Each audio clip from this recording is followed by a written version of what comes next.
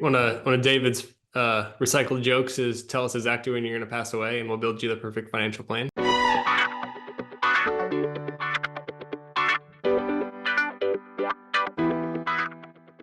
Hey everybody, welcome back to the Retire While You Work podcast. I'm Miles Zuger, a wealth advisor here on the team, joined by Jerry Anag, Director of Operations, and Carson Odom, another wealth advisor here on the team.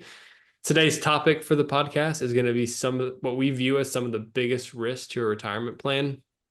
Obviously, they're not going to be the same for everybody, depending on their situation, but financial planning is definitely not a one-size-fits-all approach. And so today we're going to be just generally diving into a few of the topics here and how we feel like you can plan around them for the betterment of your situation. So kicking things off here, just go to you, Carson. What do you feel like is maybe what you view as one of the biggest risks to a retirement plan or a financial plan?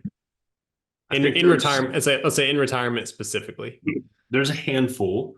I don't know if I could pick one, any specific one over the other, but just to say one that we're all recently accustomed to is inflation. I think we all, and how we build into our plans here through our planning software, we build inflation into it, at a conservative rate. I don't know what it is, maybe 2.2% is a long-term inflation rate that we build into our plan. Specifically for healthcare, we build in like a 5.5% inflation rate, just because that's been historically gone up in price a lot faster. So the risk is we go through a very, very serious long-term inflationary environment. The past 2 or 3 years, the inflation that we've experienced has been short-lived. We reached 8 or 9% inflation at its peak. It's fallen back down to sub 3%. So we're at back down to a healthy long-term trajectory, but we still feel those impacts because it's not like prices have come back down. We haven't had deflation.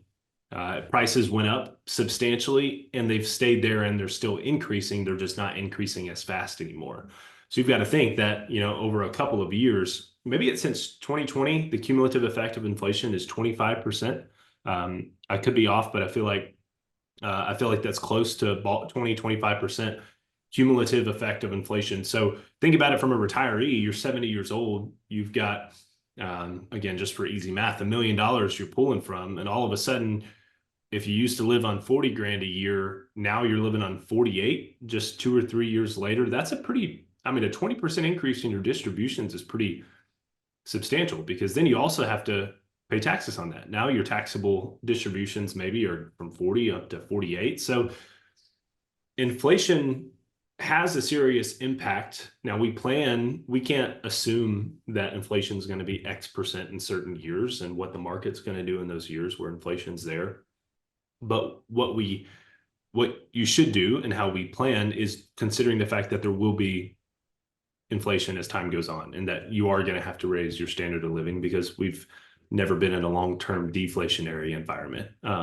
So yeah, I was going to say, I think it's important to have these considerations on the front end, because a good financial plan is going to account for inflation. So, you don't want to see nobody wants to see a 20% increase, but if you're planning for that on the front end, it becomes much more of a tolerable thing and a piece of the plan to weather should you see something like that, or like we have seen, because chances are once prices go up, they're most likely not going down.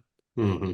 And you mentioned something else, Carson, in that could also kind of hinder your retirement plan. You said healthcare costs. So, rising cost of healthcare for retirees, that seems to keep going up. So that's a big thing to talk about on the front end too, long-term care and stuff like that.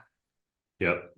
Yeah. I think I was going to say healthcare in general, when we're looking at, Jerry, and this obviously, and so do some of our clients, but when we're looking at a retirement plan, we most often build that out as its own standalone expense, because for most people in retirement, outside of maybe a mortgage, it is one of their biggest annual expenses that they're going to have when you factor in premiums, whether they're on, a standalone policy, maybe before 65, or a Medicare policy, 65 and beyond, and other supplemental policies that go with that, prescription costs, et cetera. So it can be a pretty big expense for people, not to mention what you said in in the long-term care. If later on, later on you need to go into a facility or have some help at home, that can be a pretty big chunk, and something that if you don't plan for, especially on the front end, or have some sort of plan, it can really eat into your finances.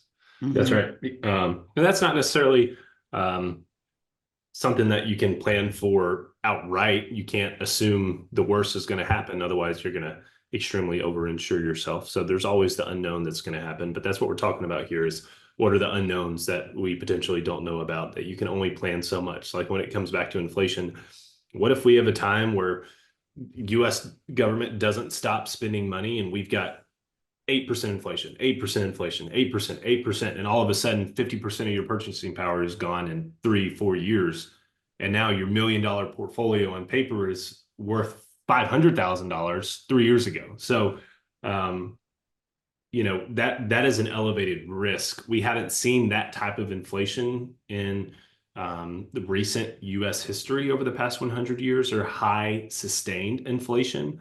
But who knows what the next 30-40 years, or somebody that's walking into retirement, who knows what's that's going to look like. I wouldn't say it's a reason not to retire. That's like saying, I should pay taxes on all my money now because what if tax rates go up in the future? I'm sure maybe if I had to guess, they probably will go up in the future, but maybe instead of. But maybe not when you're retired. They'll be Yeah. going, I mean, Or maybe it's 22 now and it's 24 later. And was it really worth pulling all that money out and paying taxes now?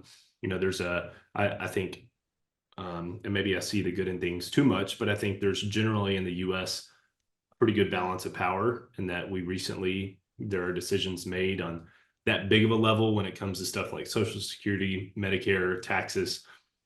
It's going to move slightly. We're not going to just go from one extreme to the other. So, but all that to say, inflation, it does have an impact, and it can have a pretty big negative impact on a plan. and then Miles, I was going to answer that too on what's one thing I feel like that could Yeah, go ahead. cause is longevity is something that, I mean, people are living longer and longer. Our planning software that we have out there, we can put in certain ages, but we don't know. I mean, you can talk about with clients, are your parents still alive? Is there, what kind of health conditions are in your family, stuff like that. But that is definitely something that can affect it if you run out of money before you die. Yeah, I think one of David's recycled jokes is, tell us exactly when you're going to pass away and we'll build you the perfect financial plan. Yeah. I mean, it's obviously a joke, but there is some truth into it. It makes it a lot easier, but unfortunately nobody really knows. I think when we're building plans, if somebody's retiring at age 60 or 65, we're generally planning for about a 30-year period, about 30 years of retirement, 30 years of distributions from a portfolio. Throw in Social Security in there. Maybe they have a pension, maybe they don't, something that's much more rare nowadays. But that 30-year spot, I mean, you can only plan for so much. The goal is obviously at the end of that 30 years not to have $0. So there's some flexibility to the plan. But you can only plan so much, and only do so much. But it's obviously with educated data and plugging that in so that it's a plan that is sustainable over a longer period of time. Because the biggest risk is you retire at 65 and you run out of money at 80, and chances are with modern medicine, a lot of people are going to be living past then. And so you just want to make sure that it is sustainable to some extent. I saw something the other day that said, like, children born today could live to be 150. I was like, that's crazy. I'm pretty sure it said 150. It was, I mean, I was like, that's insane. That's like 60 more years longer than we are, Yeah, that's a lot of life. And it's also one of those things, if that's life expectancy, then mentally, I don't think people are gonna be working and retiring at 50. Yeah, right. You've got 100 years left of life to live. I think maybe you're not just gonna spend the first 50 working, or work looks different, Yeah, right. Something's got to give if people are living that long. That's right. Because, like you said, if somebody retires at 65, we're planning on 95, or it depends on the situation. Maybe you don't have a, family history of longevity, and most everybody lives into their mid 80s. We've got 20 years to plan, but we're also going to plan and err on the side of conservatism, where we're not just going to plan on you having $10 left to your name whenever you pass away at 85, it's going to be more conservative than that. So, but longevity can negatively impact a plan if you live until you're 110 years old. And what Yeah, if those that's last right, 10 right. How years, do you know? You know, at what if those last 95, you 10 could years, easily, I feel like, live to be 100. So there's 5 extra years you kind of got to plan sure. for there. And what if you're in a facility for the last 10, like you're not doing, or Hmm. you need help at home for the last 5 or 6? And, those are just the things that can compound. Maybe there's some family help, but you obviously don't want to count on that. Hmm. Um, so those are things that you want to err on the side of conservatism with the plan. I think that's generally how we almost always plan is conservatively. Hey, let's walk through what's worst case scenario. What happens if we have another Great Depression or we have an awful 2008 financial crisis? Not saying it's going to happen. It could, but let's plan and let's have a plan in place for the worst case scenario. Let's have a plan in place for um, you're going to end up needing some sort of care and you're going to need it beyond your long-term care. What's the backup plan there? I feel like we try to do our best to always walk through the what ifs and what is the worst case scenario. That way, there's no surprises in retirement. You're setting expectations for yourself and knowing. And that's the thing about life and planning in general is history doesn't repeat itself. And who knows what the next 30 years of stock market returns are going to yield and what the economy and the world's going to do. So you can only plan so much. Yeah, that's kind of the market volatility aspect, which I think is probably a lot of people's number one fear in that like the first year they retire, the market's down 20%, and then maybe a second year it's down, I don't know, 10%, which is very rare for the market to be down 2 years in a row, but it has happened before. Mm-hmm. And I think that's one of people's biggest worries because if your market's down 20 and you're pulling out a few percent, I mean, you could be down mid 20s at that point, and then if it's down again, there goes, 30% of your portfolio. But I think by having a plan, having some cash set aside or some bonds or shorter term investments that you can pull from in those times, not necessarily have to sell stocks while they're down, um, is kind of a good way to go about it. So that when the market does recover, you didn't have to sell, maybe you had to sell a little bit of stock to get through, but you didn't have to sell a lot of it to be able to, make bills in retirement or those first couple years while the market was down. Yeah, I'm sure that those people that were retiring after COVID and in 2021, 20 and 2021 and whatever, and then 2022 hit, it's probably their first year of true retirement. They were probably freaking out. Mm-hmm. That was such a Yeah. down year. And I mean, I guess you got to plan for the worst to happen Yeah. right away. Extremely important. We have a scenario in our planning software where it's like um, bear market scenario. Like let's say you retire and the first year you retire, the market's down 25%. What does that do? And is it going to have an impact on retirement? Absolutely. It's going to have an impact. And that's kind of outside of your control. It's one of those things where you're kicking off your first year of distributions with a portfolio that's down. Hopefully if you're diversified, you've got some fixed income in there, you're not down quite as much as the stock market. But if you're still down in your portfolio, that's going to be a lot, that's going to have an impact 30 years later. As opposed to what if the market's up 20%, you're going to have a different impact 30 years later. But those are the things that you can't control. We're trying to say, okay, despite those things, are we going to make sure you're not going to run out of money? That's number one priority. And those are things that we walk through and plan for. Yeah. And then, I mean, maybe the last one to kind of round it out could be taxes, some risk around there. We see, maybe you see higher taxes going forward, or if you have a pretty large estate, you see estate taxes that can hit you on the back end.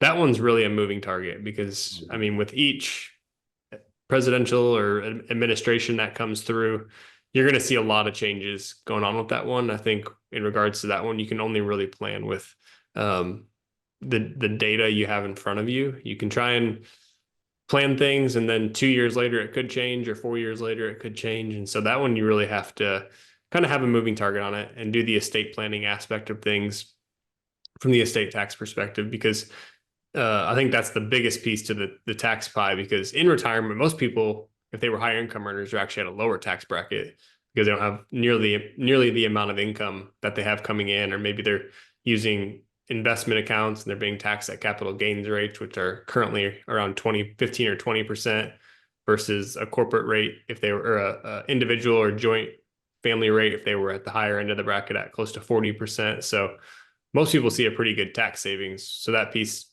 important to plan around, but I think the estate tax one is what really gets people when you're looking at taxes and the risk around there. Carson, you're a CPA. Any thoughts on that? Yeah, it's you it's kind of like one of those things where you are you're getting ready for a baseball game in the first inning, the starting pitcher, and it's like, okay, let me warm up and get ready for the closing pitcher. That's not the case. You still have to play ball for the first 6 or 7 innings against the starting pitcher based on what you know right now. And the tax rates and what we know right now, yes, there's all this talk and stuff about what tax rates are going to be. We know the Trump tax cuts are going to expire at 2025. How do we plan on what we know right now? Because that's the only thing that's for sure. And as we've seen in past years, there is so much talk from Congress and presidents what they're going to do about tax rates, and large majority of it never even sees the light of day. It's never even discussed inside of Congress. So I would say the best thing you can do when it comes to taxes is make your financial plan based on what you know now, and where the tax rates are at now. Now, if we're at a point where Congress is closing in on a deal and it's, the likelihood of something getting passed is extremely high, then obviously you start taking those considerations into account. But more than likely in those situations, there's usually like a year where it's like, okay, we passed this is going to go into effect next year. Okay, now we have some time to plan for this year. Do we want to do anything this year before these effects come into play? And there's no way you're going to look back of like, you're 80 years old and you're like, dang, if I would have at 65, I should have did this to my IRA, because how would you have known to? So that's, my 2 cents on taxes. That's good. Jerry, did we miss anything? No, I think we solved the world's problems. Like we always do. Yep. Any final thoughts? Nope. It's one of those things where we're kind of going through some unknowns and some risks when it comes to retirement. The reality is, for a lot of people, retirement is kind of more of a burden here mentally than it is. There's more risk here mentally than there is in the actual financial plan, just because there's a lot of emotional decisions going on.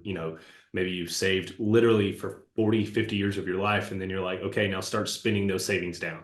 That's a heavy, heavy mental shift. So the reality is retirement is a big thing. And I would recommend to anyone listening that's not a client, hire someone and work with someone that's walked through retirement hundreds, if not thousands of times. And that's what our team has done with existing clients, is walked through and built financial plans for the sole purpose of helping and making sure that people can walk into retirement confidently and also walk through retirement confidently. So that's what we're here for.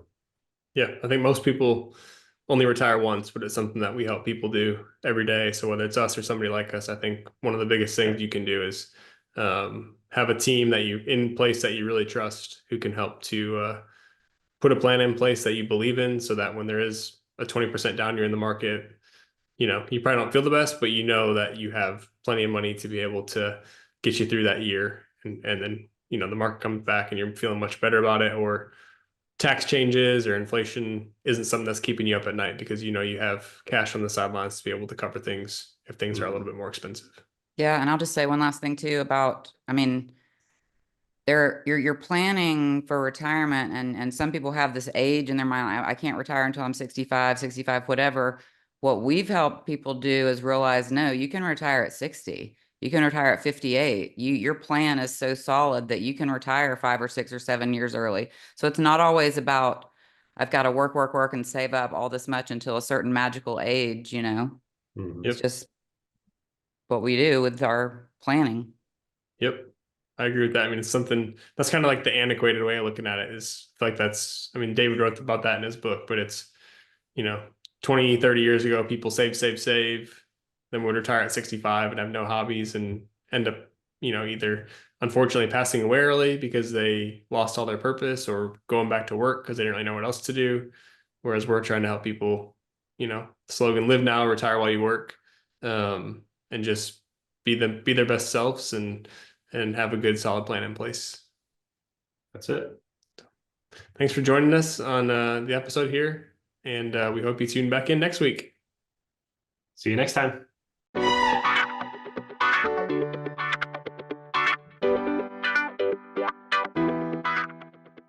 Any opinions are those of myself and not necessarily those of Raymond James. Expressions of opinion are as of this date and are subject to change without notice. The information contained in these podcasts do not purport to be a complete description of the securities market or developments referred to in this material. The information has been obtained from sources considered to be reliable, but we do not guarantee that the foregoing material is accurate or complete.